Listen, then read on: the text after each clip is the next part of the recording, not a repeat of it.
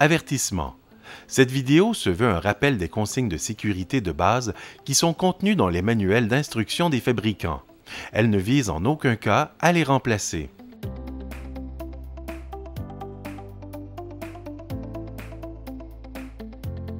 Avant chaque utilisation quotidienne, procédez à l'inspection de votre découpeuse et de sa meule en portant vos équipements de protection individuelle.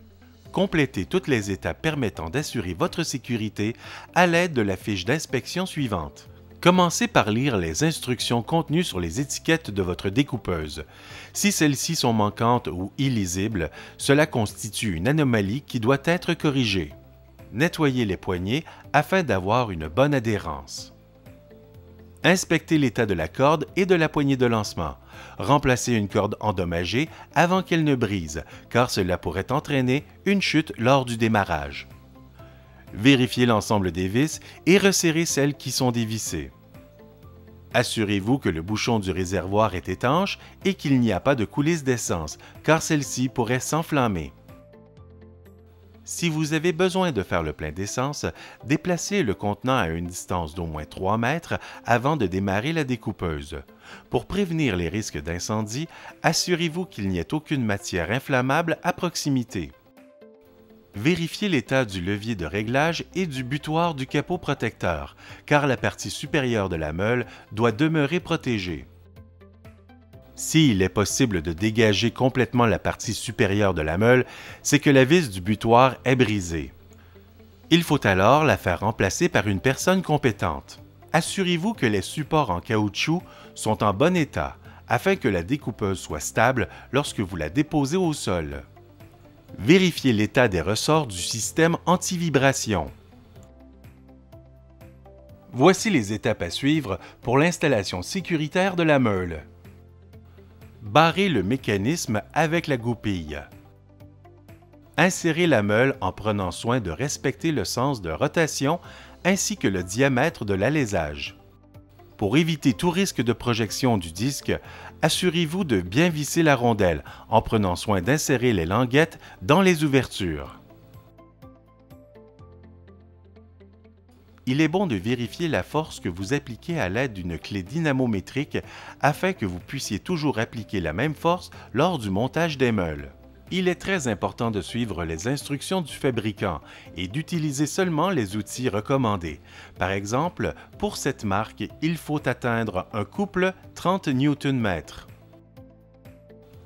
Vérifiez que les accessoires du raccord d'eau sont étanches et que les orifices d'arrosage coulent librement. Voici les étapes à suivre pour utiliser de façon sécuritaire la découpeuse. Assurez-vous que le matériau à découper est bien supporté et stable. Ensuite, procédez au marquage de la coupe à effectuer. Avant de démarrer la découpeuse, déposez-la sur une surface plane et assurez-vous qu'il n'y ait personne dans l'axe de projection. Ensuite, actionnez la manette de blocage, la gâchette de l'accélérateur et le curseur combiné. Ceux-ci doivent bouger librement. Ouvrez le levier de l'étrangleur et appuyez sur la pompe d'amorçage manuelle. Assurez-vous qu'il n'y ait pas de fuite d'essence. Pour certains modèles, il faut appuyer sur une soupape de décompression. Selon le modèle de votre découpeuse, utilisez l'une des méthodes suivantes. Pour ce modèle, placez le pied droit dans la poignée arrière et agrippez la poignée sur le dessus avec la main gauche. Pour celui-ci, agrippez la poignée sur le dessus avec la main gauche et déposez le genou droit à l'arrière de l'outil. Dans les deux cas, assurez-vous d'avoir une position stable. Attention! La meule ne doit pas tourner rapidement lorsque le moteur est au ralenti, sinon faire effectuer l'ajustement par une personne compétente. Lors des opérations de coupe, utilisez toujours la partie inférieure de la meule en effectuant un mouvement du haut vers le bas. Lorsque vous coupez des métaux, restez attentif au risque d'inflammabilité. Ayez un extincteur à proximité. Positionnez le garde de manière à éloigner les étincelles de vous et éviter les vêtements synthétiques. Lorsque vous coupez des matériaux qui peuvent produire des poussières de silice, raccordez le boyau d'alimentation et arrosez avec un débit d'eau suffisant. Attention, votre collègue de travail doit porter les mêmes équipements de protection individuelle que vous. Il est important d'adopter une position de travail sécuritaire. Pour ce faire, orientez votre corps de telle sorte qu'aucune partie ne se trouve dans l'axe de projection de la découpeuse. Ne vous penchez pas au-dessus de la meule. Le compagnon ou l'apprenti ne doit pas se trouver dans la zone dangereuse, c'est-à-dire dans l'axe de la coupe.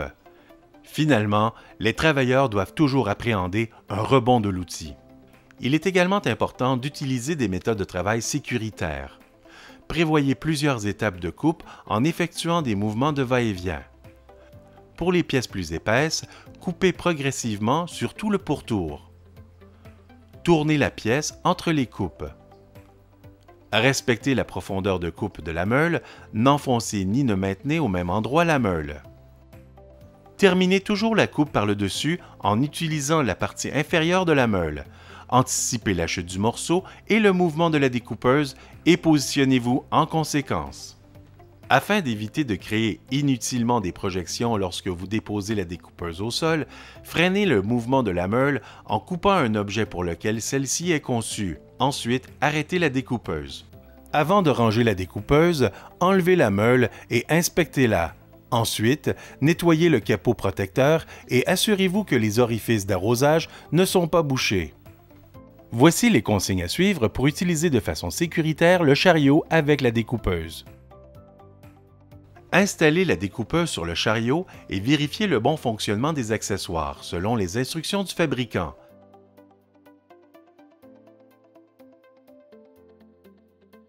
Assurez-vous que la gâchette de l'accélérateur ne reste pas coincée. Installez le réservoir et le raccordez à la découpeuse.